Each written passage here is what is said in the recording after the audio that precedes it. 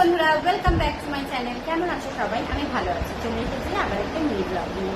কালকে ছেলেকে হস্টেলে পৌঁছে দিয়েছি, আর আমি হোটেলে ছিলাম রাত্রেবেলাটা। এখন যাচ্ছি স্টেশনে, ওখান থেকে ট্রেনে উঠে যাবো বাড়ি। তো চলো যাওয়া যাক স্টেশনে। স্টেশনে গিয়ে দেখা হচ্ছে। উঠে পড়েছি, এখন যাচ্ছি স্টেশনের দিকে। আজকেও সকাল থেকে বৃষ্টি হয়েই চলেছে। হ্যাঁ, কিন্তু কালকের মতো মুষলধারায় না, আজকে মোটামুটি ঝিরিঝিরিভাবে বৃষ্টি পড়ছে। তো তাই টোটোদাদাকে একটু তাড়াতাড়ি আসতে বলেছিলাম, উনিও চলে এসেছে। তো এখন যাচ্ছি স্টেশনের দিকে। তো চলো স্টেশনে গিয়ে দেখা হচ্ছে।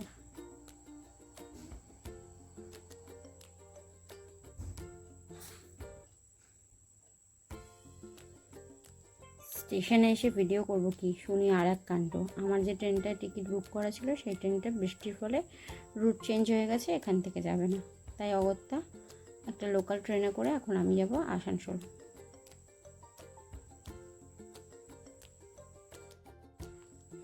আসানসোল থেকে একটা অন্য ট্রেনে কারেন্ট রিজার্ভেশন করা হয়েছে, সঙ্গে সঙ্গেই করা হয়েছে। ভাগ্যিস রিজার্ভেশনটা পাওয়া গেছে, নইলে খুব সমস্যায় পড়তে হতো আমাকে। হয় লোকাল ট্রেনে যেতে হতো, নয় জেনারেলে উঠতে হতো। আর মাঝপথ থেকে জেনারেলে ওঠাটা খুব সমস্যা। মাঝে মধ্যেই এখান থেকে যাওয়ার সময় এরকম বিভিন্ন রকম সমস্যার সম্মুখীন হতে হয় আমাদেরকে। এই যে আমি ওয়েট করছি ট্রেনের জন্য। তখন তাড়াতাড়ি করে এই ট্রেনের টাইমিংটা দেখেই একটা ঠিকঠাক টাইমিং অ্যাডজাস্ট করেই ওইখান দিয়ে লোকাল ট্রেনে এসে এই ট্রেনটাকে বুকিং করা হয়েছে। আসার আগেই বুকিংটা করা হয়ে গেছিলো। লোকাল ট্রেনে যখন ছিলাম তখনই সিট ছিল বলে বুক করা গেছে, নাহলে কী হতো জানি না। চলে এসেছে আমার ট্রেন।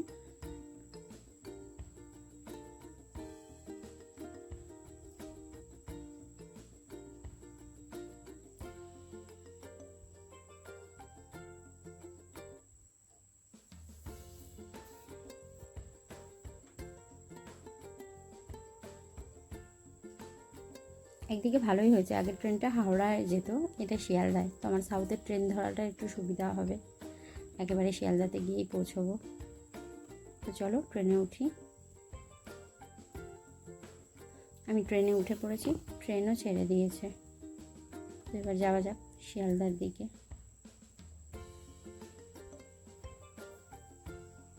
আমার না এই সাইড লোয়ার সিটটা খুব পছন্দের, কিন্তু সবসময় তো আর সেটা পাওয়া যায় না। দেখতে দেখতে পৌঁছে গেছি দক্ষিণেশ্বর। গঙ্গার উপর দিয়ে ট্রেনটা যাচ্ছে।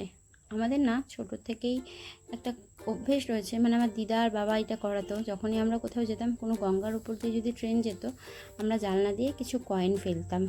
সেই অভ্যাসটা এখনও রয়ে গেছে, আর খুব ভালোও লাগে ব্যাপারটা। আর লক্ষ্য করি যে আদৌ গঙ্গায় পড়লো তো, কিন্তু এখানে তো জানলার পুরো কাঁচ দিয়ে আটকানো, কিছু করা সম্ভব না। তো তাই শুধু দেখতে দেখতেই যাই। দক্ষিণেশ্বর পার করে গেছে, আরও অনেকক্ষণ সময় চলে গেছে। এবার আমি পৌঁছে গেছি দমদম। তো আর একটা স্টপেজের পরেই তো শিয়ালদা ঢুকে যাবে। আর যদিও এটা বিধাননগর দাঁড়াবে না, তো তাই তাড়াহুড়ো করে নামারও ব্যাপার রয়েছে। তো আজকে ভিডিওটা এখানেই শেষ করলাম। সবাই ভালো থাকবে, সাবধানে থাকবে। ভিডিওটা ভালো লাগলে একটা লাইক, কমেন্ট, শেয়ার করে দেবে। টাটা।